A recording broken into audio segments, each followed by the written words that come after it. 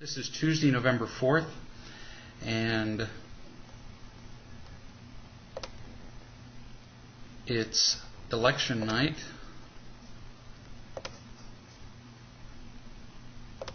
So I'm impressed with those of you who are here and managed to tear yourselves away from the drama of this first week in November. Congratulations for being here with us and having a loving experience with us. We're delighted to have you here. Let's go ahead and start with some of the questions that have been sent in to us.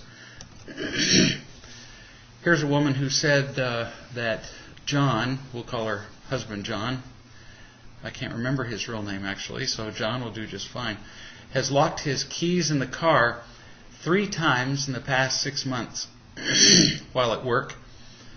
He actually lost a job this way as well by leaving his badge at home 4 times in a 1-year period. So I would say that, and I actually happen to know how old this man is, so since he doesn't have Alzheimer's, I would say he has a bit of a problem with taking responsibility for himself, which he does in a number of ways in his life. The first 2 times he called me about the keys, and he insisted that I bring him the other set of keys right away. I was openly irritated with him, and I told him he'd have to wait until I could find time in my schedule. He was then defensive and unapologetic for inconveniencing me. So just to kind of set the scene, so here we've got a guy who is consistently irresponsible, and you need to understand that when people are consistently irresponsible, usually they don't care about other people. And they expect other people to take up the slack, which is why he's unapologetic. He just figures, well, of course you will make up for his not being responsible. And that's pretty much the life of the victim. Victims feel entitled all the time. It's always, look what you should have done for me. And so if you ever hesitate the slightest to do anything for him, then he would be hugely offended. Victims are, of course, then never grateful.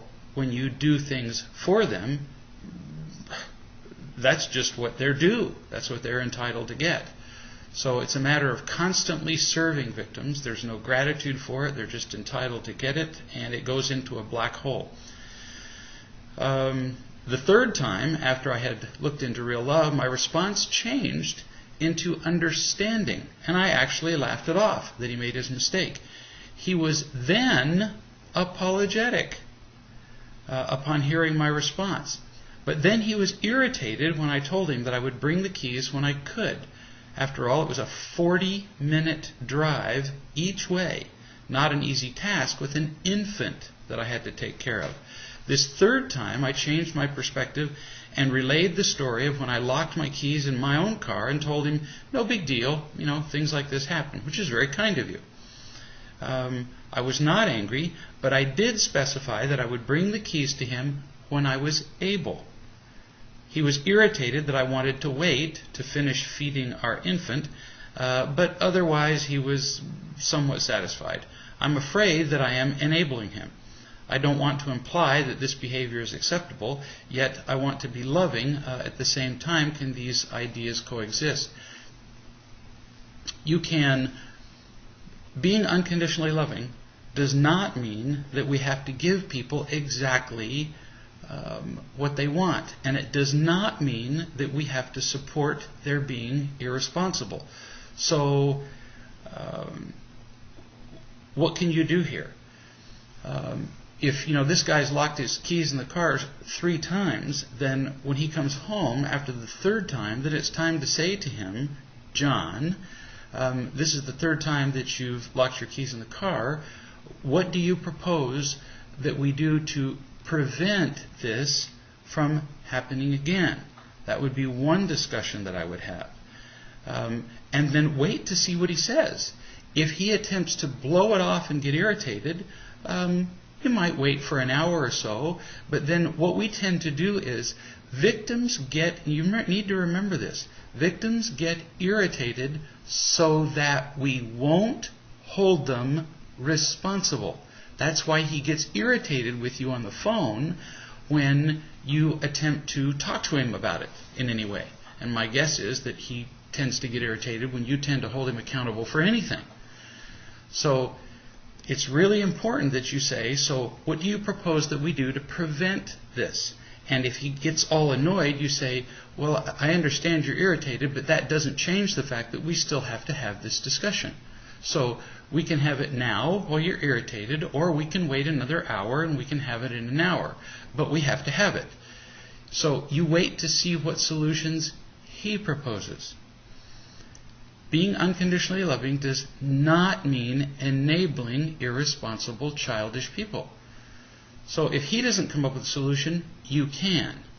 For example, there are many things you could do, but one would be they make little key holders, magnetic key holders that cost, that you can get in any auto supply store, AutoZone, where I'm not doing an advertisement for AutoZone, although I'd certainly be glad to be paid for doing one. Go into AutoZone or any auto supply store and say, I need a magnetic key holder for a car. They'll know exactly what you're talking about. I'll bet you anything they don't cost more than $2.50. They're really inexpensive looking. They're just the thickness of a tin can. But they have a magnet on one side. You put one set of keys in them, and then you can attach them any place magnetic in your car, underneath the underside of the wheel well, underneath the underside of the front fender, whatever, so that when he forgets his keys, he can get his own set of keys. But then he needs to go get the set of keys made, and you need to, every single day until he gets the set of keys made, say, so, have you gotten the set of keys made? I would, even if he keeps it up, say, why don't you just stop what you're doing today and go down to Walmart and get the set of keys made? Because if he doesn't, then he's going to be calling you to make a 40-minute drive one way with an infant to make up for his lack of responsibility. When he does make calls like that, you're entirely justified to finish what you're doing. It's a common old saying that a lack of preparation on your part does not constitute an emergency on mine. Although you just need to be really careful when you say, I'll be there when I get done feeding the baby, not to throw that in his face, but just to say, I need to finish doing this and this, and then I'll be there to help you. But as we say, you're going to do something to prevent that from happening again. Irresponsible people expect the whole world to stop when it comes to taking care of them. And that's just not a reasonable thing.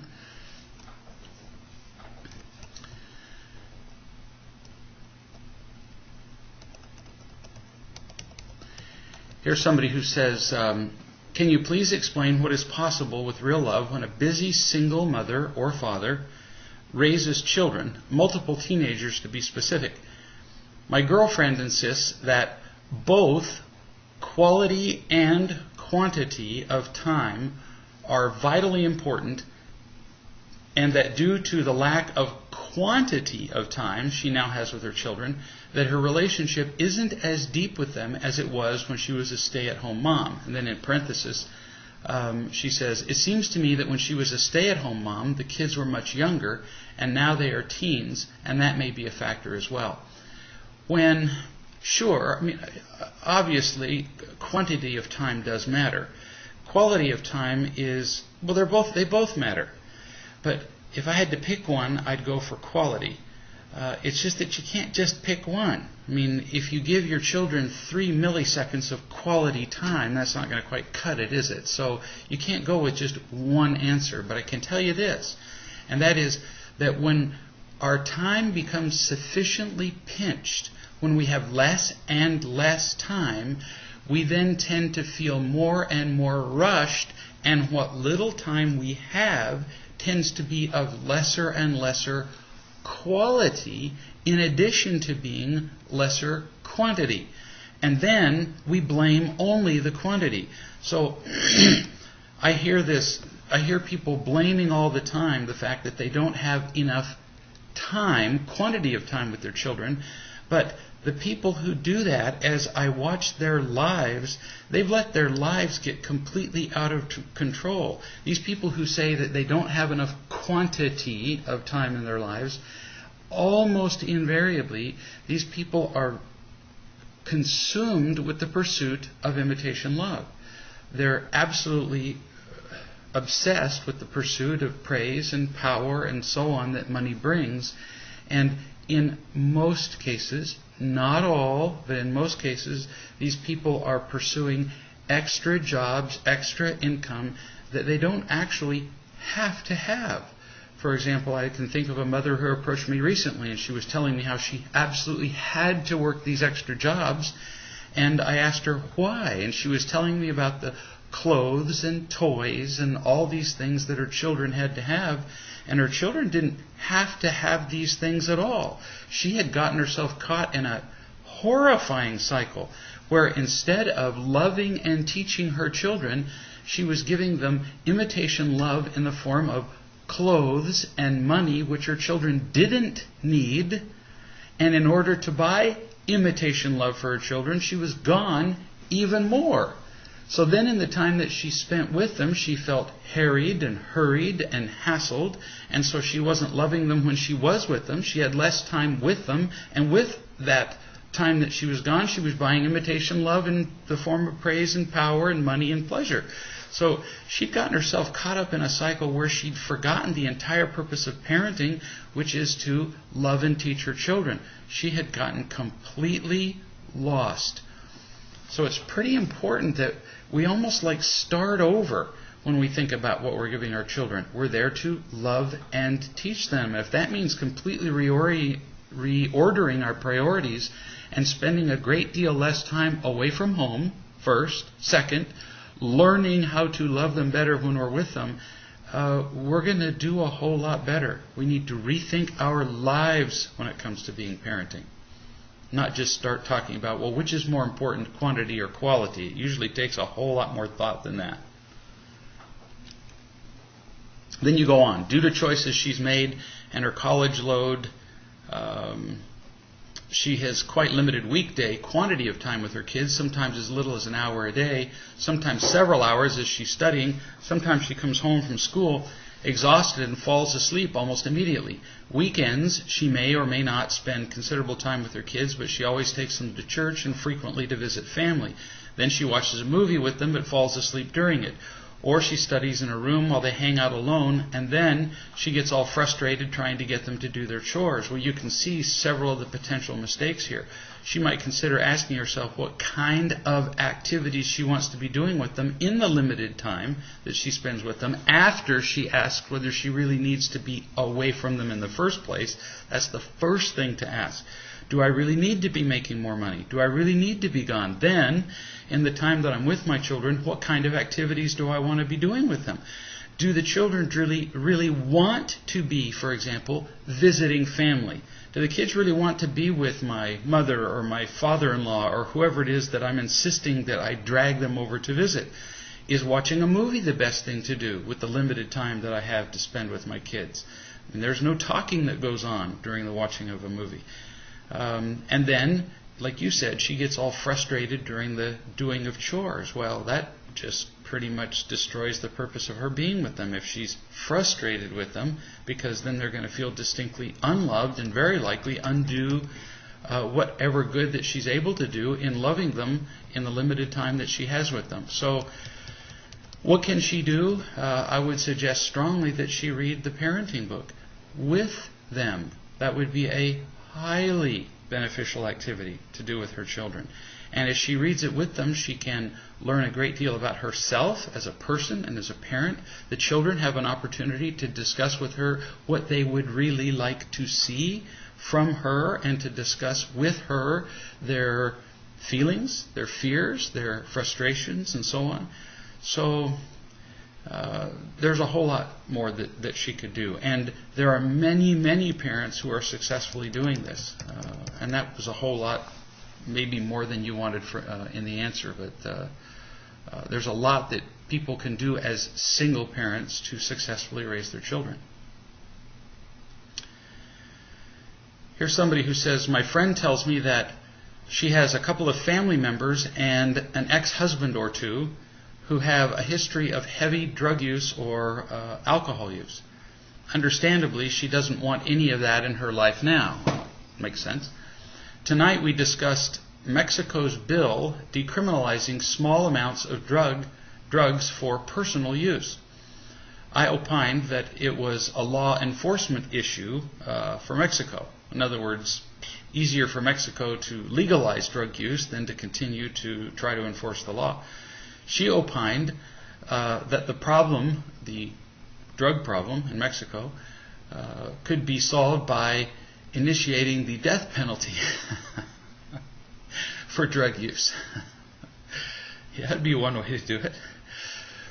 Perhaps she expected me to explain, like I have several times, that drug addicts are simply trying to cover their pain. But instead of disagreeing with her, I simply related that that what she had said is a valid perspective, the law of choice, right? I know she wasn't serious, but I feel her pain. I care about her happiness. Can you enlighten me as to what is going on here and what those of us who love her can do in our efforts to love and support her? You already did some of that. It's pretty clear for her to say it's time to bring back the death penalty, or if maybe not bring back, but to institute it. It's pretty clear that she's been hurt. And naturally, in her pain, that she would want to do two things. First, to keep from being hurt more herself. And second, it's pretty understandable that people who are in pain kind of want to spread the pain around. The death penalty for drug use would accomplish both those goals, wouldn't it? It would eliminate those who use drugs and tend to some degree, limit the possibility of her being hurt, and would certainly spread the pain around. So, what would I say to her? Well, what you said was brilliant. I might add a little bit to it. I would explain why addicts use. It's from their pain, which you have in the past. And then, in light of why they use, I'd talk about what the most effective treatment is, which is clearly to love these people, not really to punish them. The more people feel punished for a thing, the more empty and afraid they become, and the more likely they are to engage in that behavior, not less. Third, I'd talk about the effect that people who have used alcohol and drugs have had on other people, like her. She needs to feel heard. And I'd say to her, well, understandable that you'd want to just kill them all. I mean, they've hurt you, and I get it. She needs to feel heard and understood by some people. She's experienced a lot of pain, and that needs to be acknowledged. Not indulged in to the point where she feels like a victim, but at least acknowledged. And there's a huge difference between listening to somebody's pain and participating in them being a victim. Notice I just said, yeah, it's entirely understandable you'd want to kill them all. I mean, you've experienced a lot of pain. That's simply listening and acknowledging, as opposed to, oh, yeah, I just feel so sorry for you. See, that's perpetuating the victimhood in somebody. And then lastly, I'd talk about the most effective treatment so we've talked about the effective treatment for the drug addicts, and then I'd talk about the most effective treatment for the people who have been hurt by drug users and alcohol users, like her. And, the most effective treatment for people who have been hurt by perpetrators is not to kill the perpetrators. You can use whatever examples you want to, but we see the examples on television, all the time of people who, for example, parade outside of state prisons when they conduct executions for murderers. And these people are out there just screaming death threats. Well, a little silly to scream a death threat at somebody who's about to be executed, but screaming hateful invective and being nasty and saying terrible things about the people who are about to be executed. And it's pretty obvious that even though the person who, the murderer, is about to be killed, these people are not happy. The person is about to be eliminated from their lives, and this is not bringing them true peace or real joy. So it's pretty clear that revenge never makes people happy, whereas being unconditionally loved does. And I wouldn't ram this down your friend's throat. I would just mention it as an example. That's all.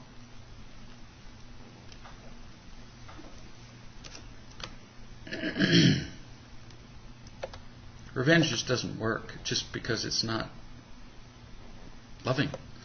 Loving is the only thing that makes us happy. Here's somebody who says, my wife and I are separated, and I've been practicing telling the truth about my inability to be more emotionally open for about a month.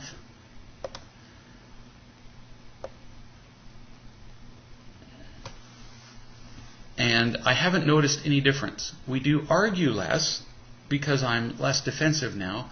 How long is it until people usually reciprocate some? It depends, and it depends on a couple of things. A number of things. It depends on her willingness to listen to you. It depends on her willingness to trust that you are really being sincere and that this isn't some sort of game you're playing. And in great part it depends on how consistent you are at being emotionally open. So, for example, sometimes people will say to me, my wife and I are separated, and now I've learned about real love, and now that I've changed, how long does it take before my wife changes? Well, the problem is in thinking that because we've started studying real love that we have suddenly changed. Because there's no way that just because we've begun to study real love that we could just transform overnight. So the problem that your wife is probably experiencing, and though I don't know your individual circumstance, if you email me some more about it, I could probably tell you more, but I can virtually guarantee you that what's going on is this. You separated from her, you're feeling a little more loving, which of course is wonderful, but you're feeling a little more loving some of the time and being a little more emotionally open. But then for much of the time, you go back to being what you used to be, which is whatever it was, whether it was angry or closed or defensive or whatever. And so whenever you go back to however you used to be, then it's kind of only natural that then she says to herself, see, he hasn't changed a bit. That's kind of a hard thing for our spouses, our partners, our children not to do. So when we change just intermittently for little periods of time, they need more assurance than that. So be patient. And I would suggest that you spend a lot of time talking with people on teleconference calls, get a coach, do whatever it takes so that you can see to it that these changes that you're making in yourself are more consistent. Because if you change 20% of the time or 30% of the time, often our spouses hardly even register that. Whereas we think it's a big deal. We think that if we get it right, whereas we used to get it right 0 out of 5 times, if we now get it right 1 out of 5 times, well, that hardly even counts to our spouses. It's like me saying to my spouse, well, I used to hit you, once a week, but now I only hit you once a month. Well, that may be significant improvement statistically, but when somebody's being hit in the face once a month, that still counts a lot in the negative. So I'm just saying, cut your partner some slack before you expect to see some great big outpouring of reciprocation. And I suggest that you spend a lot of time talking to other real love people so that you can get some feedback about how you're really doing. The more you talk to them, the more that they'll give you some idea about how loving you're actually being. Whereas all I've got from you here is just a couple of lines.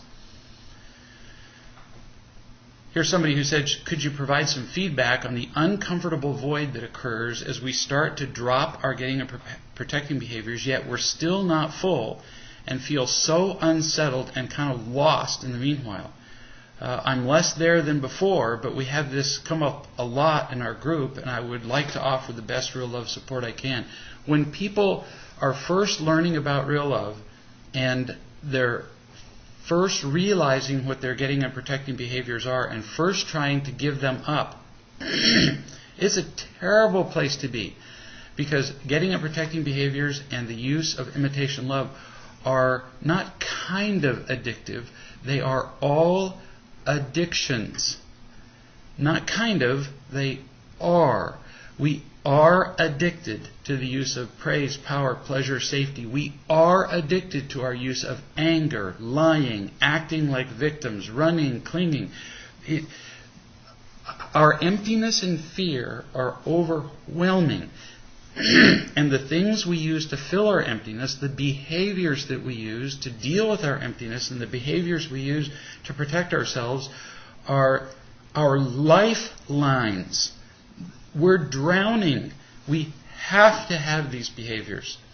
So when we're in the middle of drowning, the idea of just giving them up, I'm drowning, but I just won't struggle against the water as it laps up against my nose anymore, is like absurd. We just can't stop using these getting and protecting behaviors until we get sufficient real love. So it is a very uncomfortable void that occurs as we try to drop those behaviors that are literally seem to be saving our lives when we're drowning, and that period where we're trying to drop them until we get enough real love. Very scary time. That's the time when we need to be surrounding ourselves with enough people to love us.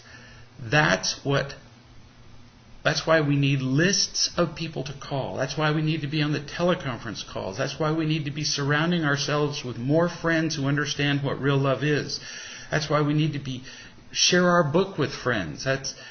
We can't do this alone. That's why we need meditation and prayer and connection with the divine source. And we need oodles of help. And that's why so many people start off in real love and say, wow, this is the coolest thing I've ever seen. And then quit. Because they hit that uncomfortable void and then go, nah, I'm just going to go right back to imitation love and getting and protecting behaviors, because it's familiar.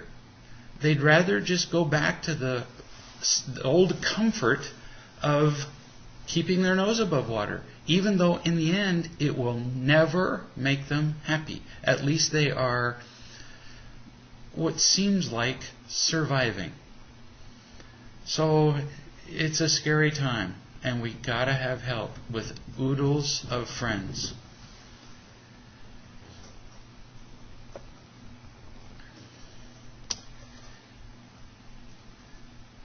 Here's somebody who says, my most difficult relationship seems to be with myself, particularly in the area of my career. I'm disappointed, frustrated, and irritated that I'm not more successful or satisfied with my work life. I'm wanting to do something where I'm more involved, excited, committed, and so on.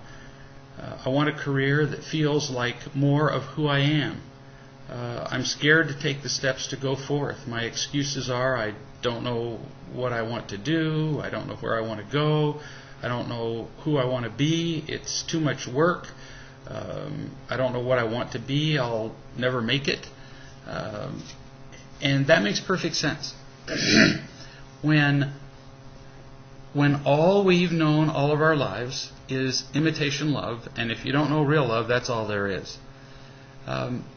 In the beginning, imitation love seems pretty fulfilling.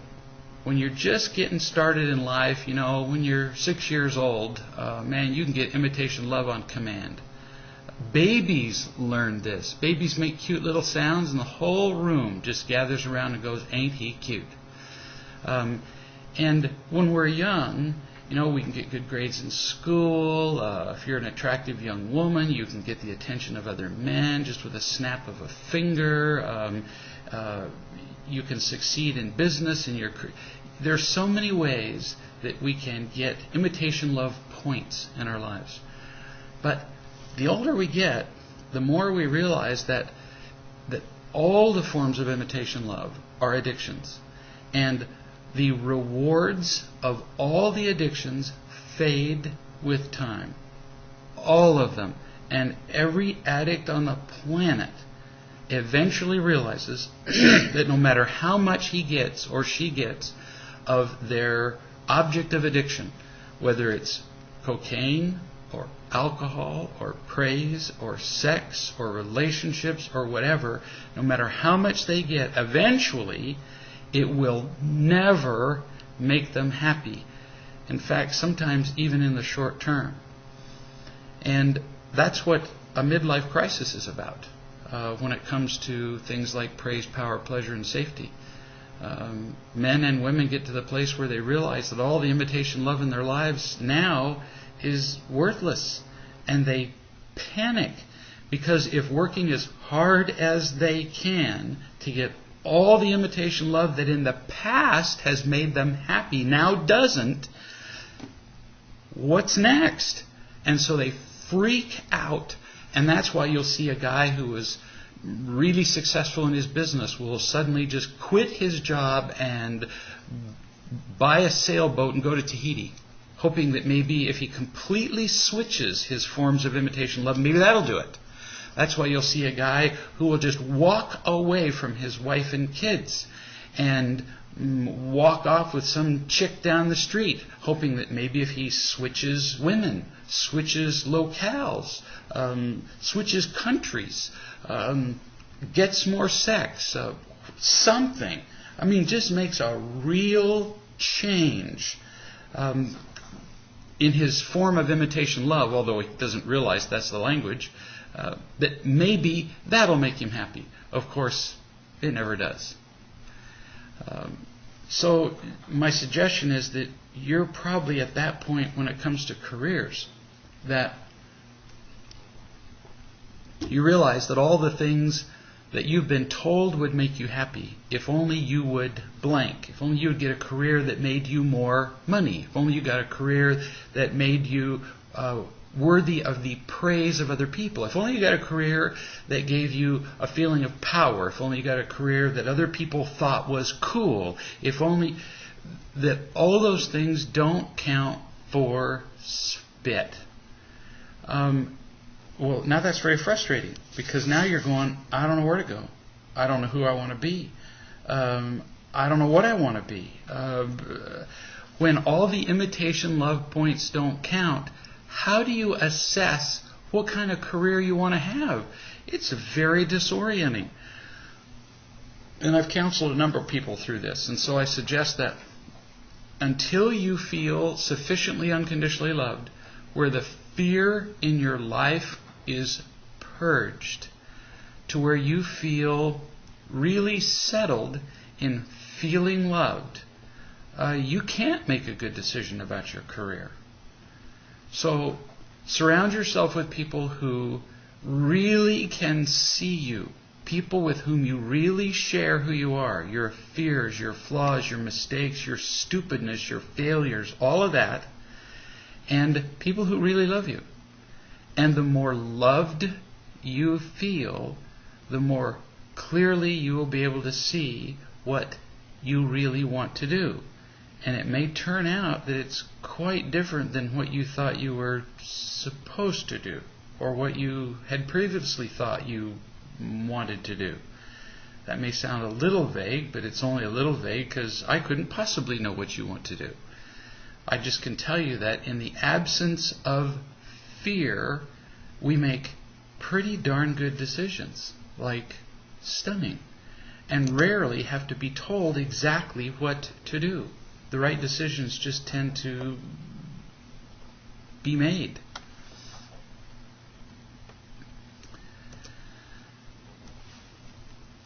Here's somebody who says, my husband is a man of many questions. He's critical, and when he asks questions, which he does of me all the time, he is critical and berating. So he'll say things to me like, so, why did you buy this toothpaste? Why didn't you use basil in the spaghetti sauce when you made it? So, why did you make the dishes this way? Why would your brother take that job? And then she asks in parentheses, how am I supposed to know?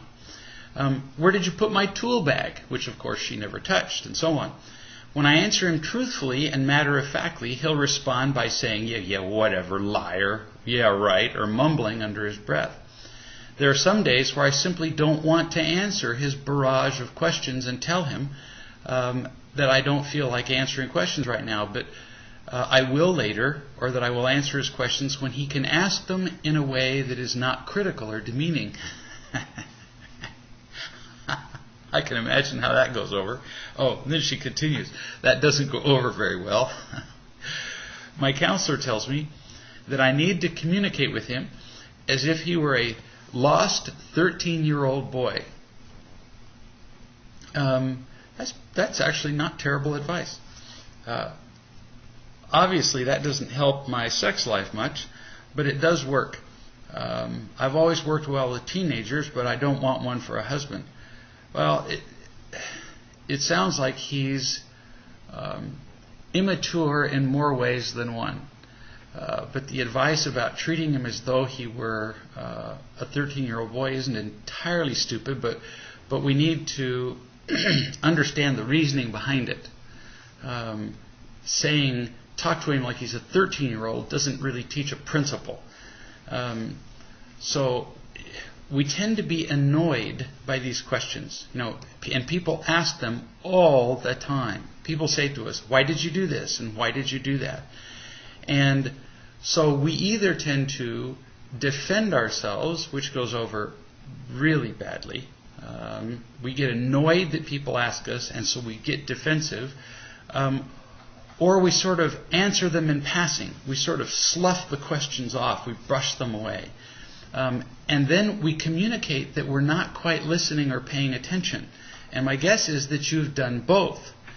The 13-year-old boy approach even will probably sometimes not work very well, because if you answer him like you would a 13-year-old boy, sometimes you could answer as though you're not quite paying attention, as though you're trying to just get him to go away. That's why I'm not entirely a fan of that answer. There are some advantages to it, but again, it doesn't teach a principle, which we're going to get to here in a second. So, again, it's always about real love. You have to pay attention to him. But the rest of real love is, not only do you have to help somebody feel loved, you also have to teach them to be responsible. That is, responsible for their question and responsible for your answer. So let's see how this would play out. So when somebody asks you a question, you have to stop what you're doing. I don't mean if you're stirring something that's coming to a boil, that doesn't mean you have to stop and let it burn. But when we're doing something and somebody asks us a question, we tend to keep doing it and just kind of not really pay full attention to them. If necessary, take it off the stove, but look him full in the eye and answer his question. But then put the answer firmly back in his court. Because what you do is, you tend to kind of answer his question halfway, and then he asks you another one. Well, I do it this way. And then he goes, well, but why this? And why? He keeps peppering you with questions, because what he does is, he takes the role of the aggressor and asks you questions in the immature way that actually not really even a 13-year-old would, the way a 6-year-old would. You know how 6-year-olds do? Why this? Why is the sky blue? Because, well, but why? But why? But why? But why? 6-year-olds can ask you why until you want to cut their tongues out. And you let him behave in an immature way like that. You need to answer his question in such a way that you put the ball back in his court as though he were an adult. So not like a 13-year-old. So let me give you an example. So when he says, why did you buy this toothpaste? Answer him like an adult. For one thing, you don't have to answer that question. Now notice, there are different ways to go in this. You say, because I like this toothpaste. Now notice this is going to vary from question to question. Because he's an adult and you're an adult, you don't have to have an answer. You need to get that. You just tell him, because I like this toothpaste. As an adult, that's all you need. Then, if he keeps asking, you say, oh, so are you asking because you would like another kind of toothpaste? Because if you would, I'd be happy to write out a piece of paper if you'd like, and I'll put it on the fridge so that the next time we go to the store, I can get you another kind. So we can have one for me and one for you.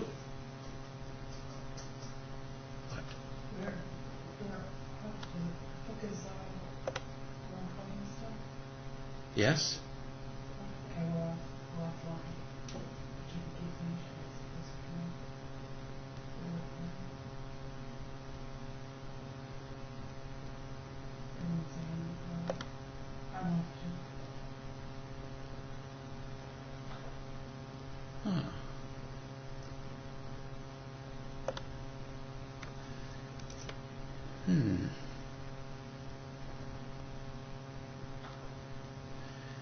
Why don't you just tell them that I'm going to go ahead and just finish this one question and it will be archived. Okay?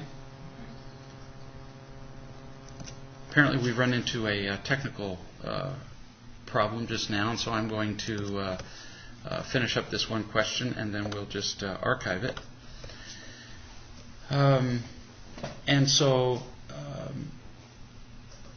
And so rather than continue to ask his questions, you get to the meat of the thing. And you say, so if you'd like another toothpaste, I'd be glad to get you one. But I just like this toothpaste. Now you're done. You don't have to justify your use of it. When he says, why don't you use basil in the sauce? Then you have a choice to make. If you really enjoy basil and you want basil in the sauce, then you can say, well, I just like basil in the sauce. And then you can ask him if he really has a preference for not having basil in the sauce. For example, you could say, so what is it that you're trying to ask me? Make him behave like an adult. And say, so are you trying to ask me to make this? Because see, I like basil. You ask me why I do it with basil. I like it, and I don't need another reason than that. So are you trying to ask me that you'd like to make the spaghetti sauce without basil? In which case, we have some different ways to go.